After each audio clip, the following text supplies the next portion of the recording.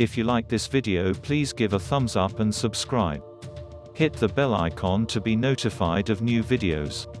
In popular culture, the term UFO or unidentified flying object refers to a suspected alien spacecraft, although its definition encompasses any unexplained aerial phenomena. UFO sightings have been reported throughout recorded history and in various parts of the world, raising questions about life on other planets and whether extraterrestrials have visited Earth. They became a major subject of interest and the inspiration behind numerous films and books following the development of rocketry after World War II. Read more. Interactive map. UFO sightings taken seriously by the U.S. government. Flying saucers. The first well-known UFO sighting occurred in 1947 when businessman Kenneth Arnold claimed to see a group of 9 high-speed objects near Mount Rainier in Washington while flying his small plane. Arnold estimated the speed of the crescent-shaped objects as several thousand miles per hour and said they moved like saucers skipping on water. In the newspaper report that followed, it was mistakenly stated that the objects were saucer-shaped, hence the term flying saucer. The Roswell UFO incident. The same year that Arnold saw the flying objects, rancher W.W. Mack Brazel came across a mysterious 200-yard-long wreckage near an Army airfield in Roswell, New Mexico. Local papers reported it was the remains of a flying saucer. The U.S. military issued a statement saying that it was just a weather balloon, though the newspaper photograph suggested otherwise. The flames of the conspiracy were further fanned in the 1950s when dummies with latex skin and aluminum bones that looked eerily like aliens fell from the sky across New Mexico and were hurriedly picked up by military vehicles. To those who believed in the earlier Roswell sightings, this seemed like a government cover-up. For the Air Force, these dummy drops were a way to test new ways for pilots to survive falls. 50 years later, the military issued a subsequent statement admitting that the Roswell wreckage was part of Project Mogul, a top-secret atomic espionage project. Did you know? In the Soviet Union, sightings of UFOs were often prompted by tests of secret military rockets. Project Blue Book sightings of unidentified aerial phenomena increased, and in 1948 the U.S. Air Force began an investigation of these reports called Project Sign.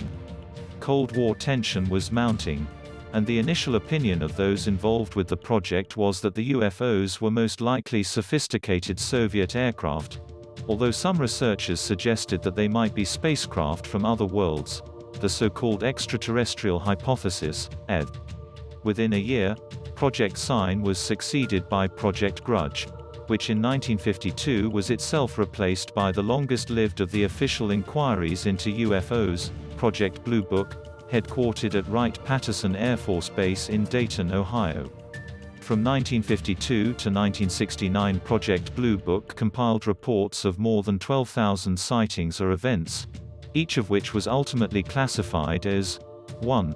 Identified with a known astronomical, atmospheric, or artificial, human-caused, phenomenon, or 2. Unidentified. The latter category, approximately 6% of the total, included cases for which there was insufficient information to make an identification with a known phenomenon. Read more.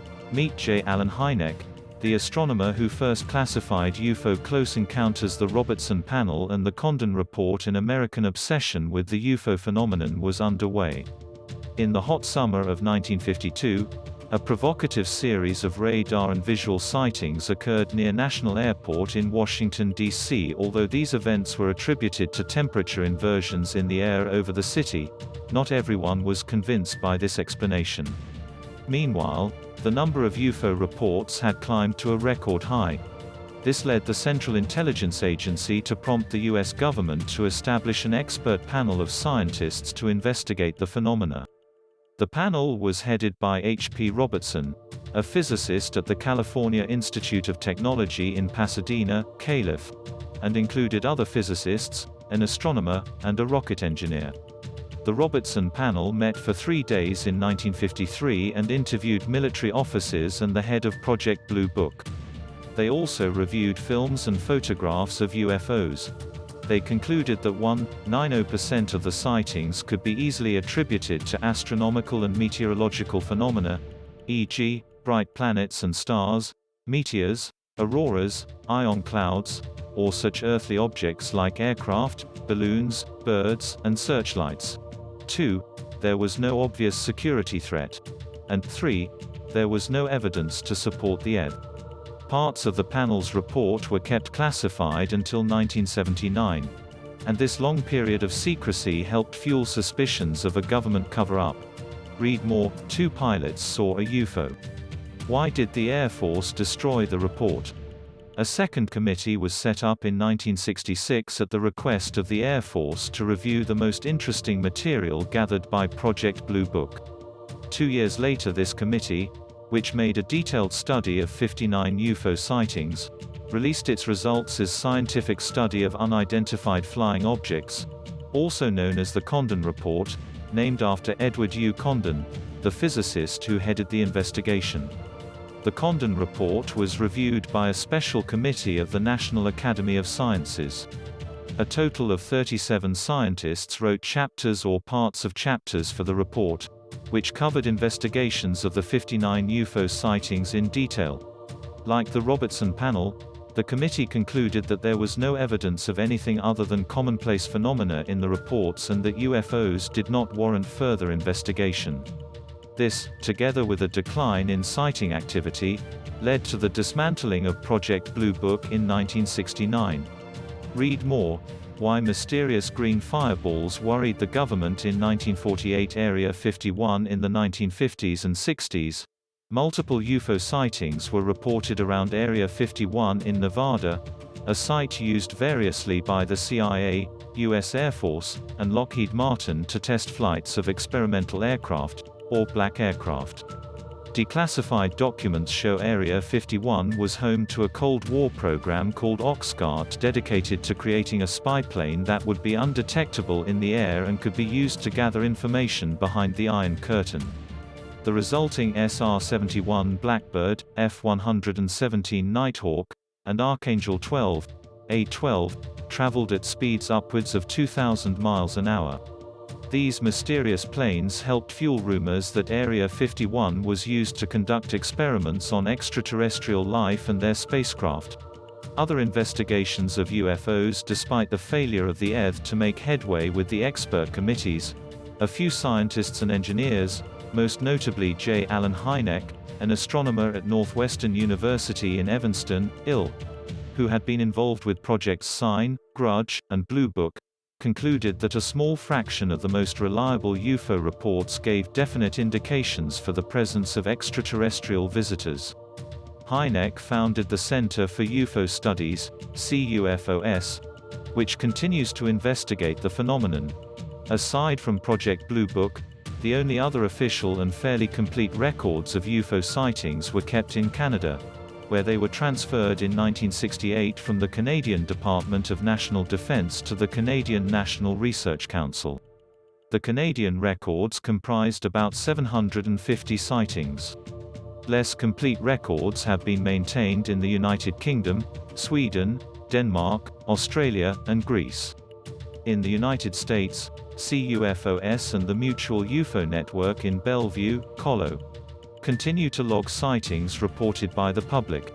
In the Soviet Union, sightings of UFOs were often prompted by tests of secret military rockets. To obscure the true nature of the tests, the government sometimes encouraged the public's belief that these rockets might be extraterrestrial craft, but eventually decided that the descriptions themselves might give away too much information. UFO sightings in China have been similarly provoked by military activity that is unknown to the public.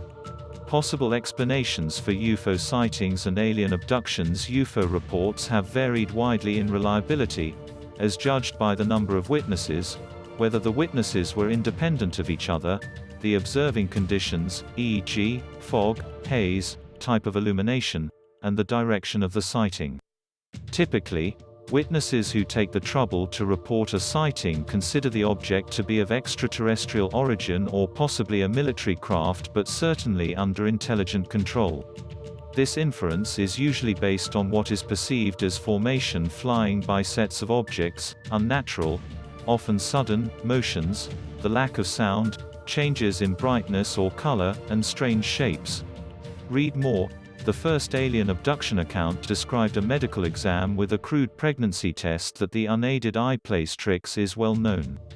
A bright light, such as the planet Venus, often appears to move. Astronomical objects can also be disconcerting to drivers, as they seem to follow the car. Visual impressions of distance and speed of UFOs are also highly unreliable because they are based on an assumed size and are often made against a blank sky with no background object, clouds, mountains, etc., to set a maximum distance. Reflections from windows and eyeglasses produce superimposed views, and complex optical systems, such as camera lenses, can turn point sources of light into apparently saucer-shaped phenomena.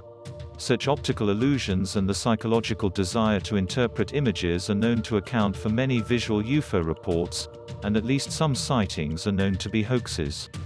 Radar sightings, while in certain respects more reliable, fail to discriminate between artificial objects and meteor trails, ionized gas, rain, or thermal discontinuities in the atmosphere. Read more. This scoutmaster had a run-in with a UFO. The kids saw it too. Contact events, such as abductions, are often associated with UFOs because they are ascribed to extraterrestrial visitors. However, the credibility of the there's an explanation for abductions is disputed by most psychologists who have investigated this phenomenon. They suggest that a common experience is known as sleep paralysis may be the culprit, as this causes sleepers to experience temporary immobility and a belief that they are being watched.